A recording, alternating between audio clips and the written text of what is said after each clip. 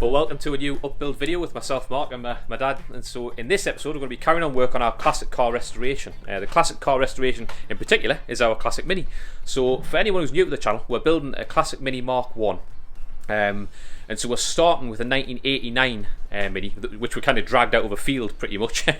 And what we've done is we've made all of the alterations to the shell that we need to make it into a 1960s Mk1. So there's an awful lot of work involved in doing that. I suppose the obvious things are things like the rear lights. Obviously Mk1 rear lights are a bit smaller, so I had to sort of weld in the Mk1 rear panels to the rear lights. The other thing is Mk1 doors. Obviously they're the telltale signs. So you've obviously got the Mk1 external hinges, but to fit the Mk1 doors, they're a smaller door, so you have to make an infill panel for the top. And the same is also on the rear window, on the side windows. You have those little infill panels at the top, and that pretty much completes the side profile of the Mk1 Mini. So you can fit the smaller door with the external hinges and the smaller rear side glass as well. The other small thing as well is the rear window has a small aperture, so that has to be brought in a little bit to fit the Mk1 rear window.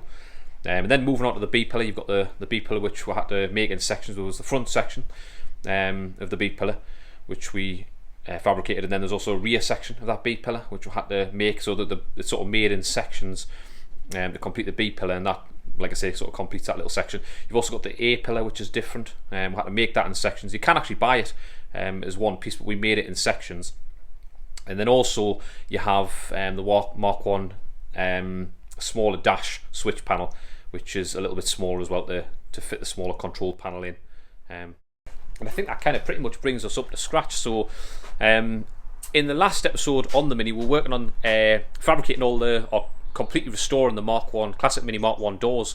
We've stripped them back to the bare shells, and then we sort of sandblasted them all, and then repaired the panels on the bottom, fabricated new little repair panels, built the doors back up again, and sprayed them all in epoxy primer. And then at that point, that's where we had them fitted on the car. But then we had all like the shut gaps to sort of clean up, make so the doors were fitting perfectly. In this episode, that's what we're going to do. We've got all the trims to fit on. We're going to get the latches on, the catches on, get the doors open and shutting properly. So yeah, that's what we're up to. So looking forward to showing you how we get on with that. So let's get in the shed. Well, we're already in the shed. So let's crack on with it.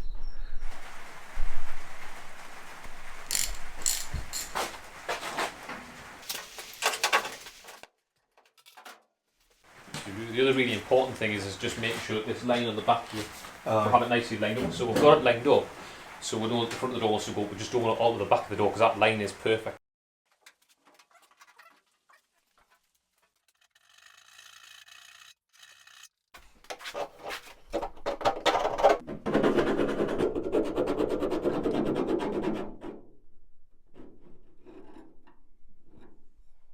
Give that a try. See how that fits.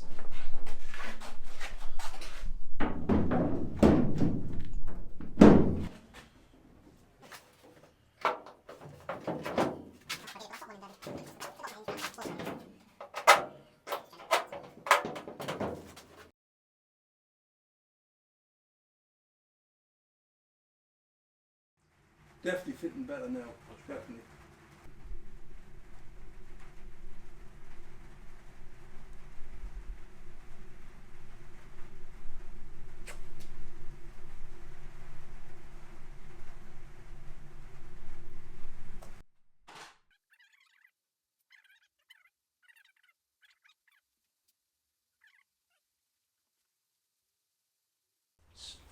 So this little bit in the back of the door where I mentioned earlier just needs to come in, the window frame needs to come in a little bit.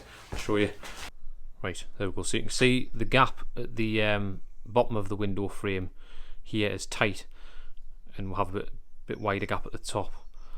So what we're going to do is just slice the window frame off the frame of the door and just bring it in this way. You can see actually it needs to go up against the skin where we'll have that little gap at the bottom. You can see it just needs to basically come across to fill that gap in, and then that'll leave us the right amount of gap here to match up with the top. Obviously this piece of the skin here actually just needs lapping over, needs bending over, which we're going to do that as well, and we'll take the door back off again.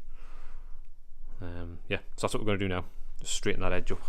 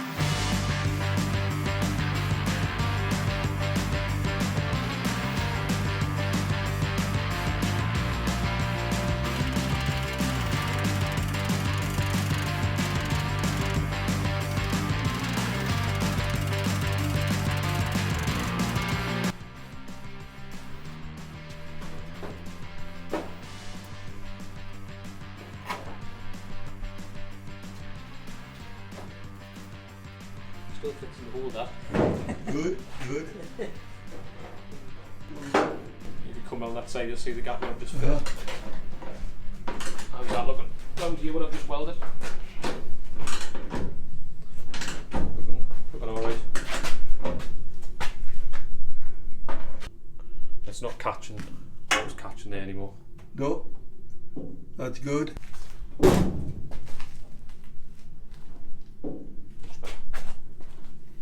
That's lovely that now. That's a good fit. Didn't catch anywhere now. Much better.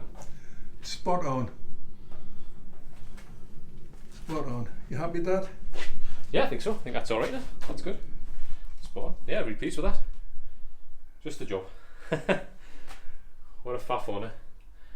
Okay. Right, yeah, we'll get that back off and weld it up.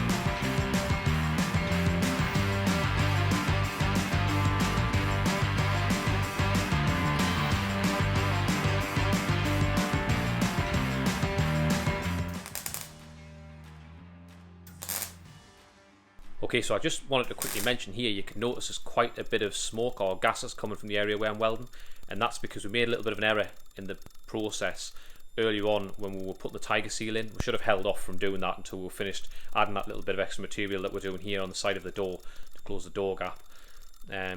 So just a little sort of heads up, if anybody follows the same sort of process as we are, just hold off to put the tiger seal in once you've finished adding any extra material down the side of the door.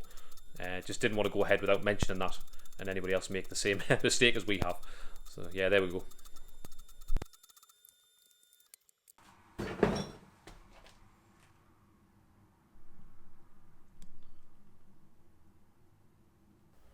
So I'm just going to give you a little bit of an update of where we're up to here. So we've added that little bit of material down the front of the door there, as you can see, and we're going to use this handy little technique with the masking tape. So put the masking tape down the front edge of the door to give us that nice shut gap. So it kind of highlights the area, or highlights that gap, so it can kind of make a nice shut gap with the masking tape. And then any of the metal or any of the material we've added on sort of sits proud of the masking tape, as you can see there. And what we'll do is we'll just use the masking tape as a guide, and we'll run down that edge, take the door off, and run down that edge of that door with the grinder, just to take that extra bit of material off that's sitting proud of the masking tape. And then obviously we'll put the door back on. Then again, it'll fit up nice and flush, or you'll have a nice flush line, a nice flush gap with the front of that apex panel. Just a handy little tip, which we find, we obviously saw us do that on the back of the door. But yeah, that's looking quite good. So we'll crack on with that now anyway.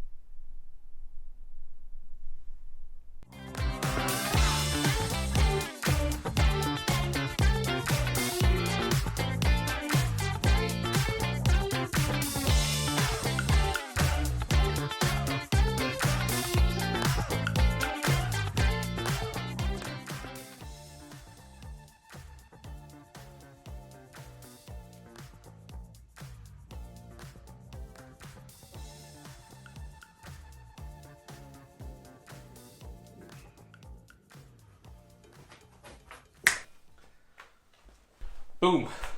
Fantastic. So that's all those gaps nicely tidied up. They're a lot better than what they were. There's it's slightly tight maybe around this side, so we might need to shave a little bit of material there off what I've put on. Also we need to leave space for paint.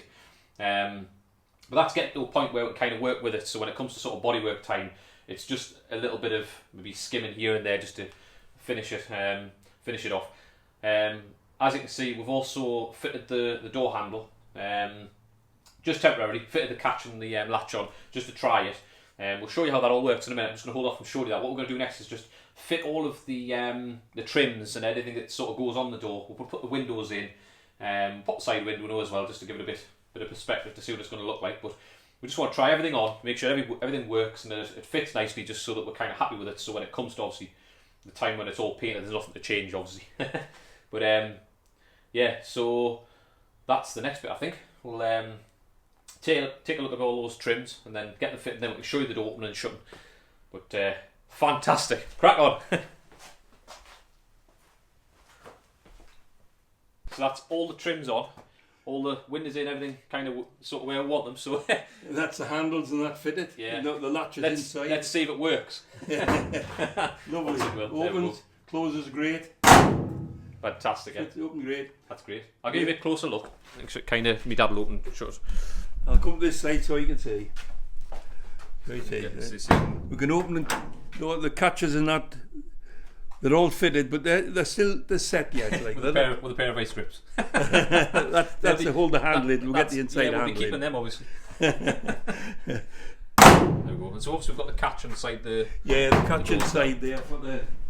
That's the altar yet, like the set properly. Just in there temporarily. We've got obviously there's the buffer and the little guide to go inside there as well. Yeah. But the door opens and closes great. Look at it. Brilliant, nice gaps right around, all nice. Very good. You see the gap there now. Lovely gaps. The windows all nicely in, sliding back and forward as well. They're lovely there. Yeah. It's all just temporarily fitted, as you know, just as we've been saying, because we're going to have to take everything back up obviously to do all the bodywork. We just want to know everything fits sort of as well as it can, so that we know when we're obviously painting, so there's not too many alterations to make. So we don't want to be grinding things back and cutting things and putting holes in while it's all painted. Anyway, well, that's going to be it for this one. Hit the thumbs up button. Yep, and subscribe if you haven't already. That's great, helps us out a lot. And take care everyone, we'll see you on the next one.